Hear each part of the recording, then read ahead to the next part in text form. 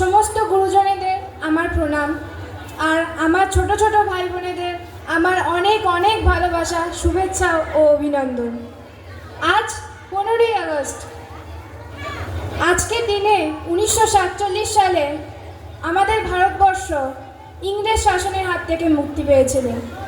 এই দিনটি সারা বিশ্বে বিভিন্ন অনুষ্ঠানের মধ্য দিয়ে পালিত হয়।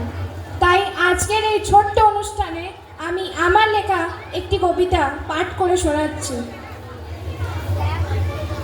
কবিতাটির নাম হলো স্বাধীনতা।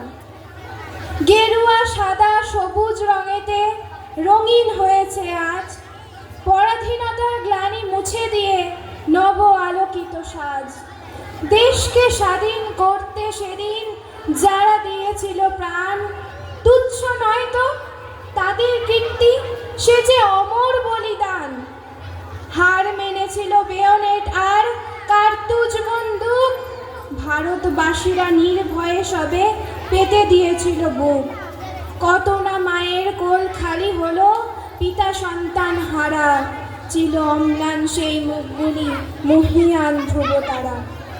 স্মৃতিপটে আজও ঝলঝল করে সেই লড়াইয়ের কথা, দেশকে স্বাধীন করতে শুয়েছে কত না মর্ম ব্যথা।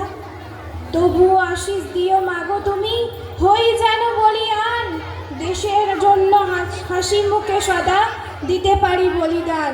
নমস্কার।